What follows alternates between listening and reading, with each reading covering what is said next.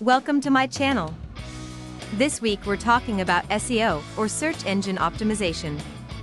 This is the process of optimizing your website to rank higher in search engine results. There are a few key things to keep in mind when doing SEO. 1. Keywords. Choose relevant, high-traffic keywords for your website and use them throughout your content. This will help search engines understand what your site is about and match it with relevant searches. 2. Title and description. Make sure your website's title and description are clear and concise. This helps search engines and users understand what your site is about and whether it's relevant to their search. 3. Links. Include links to other websites and pages on your website. This helps search engines understand how your website is connected to other websites and helps them determine which websites are most relevant to a search. 4. Content.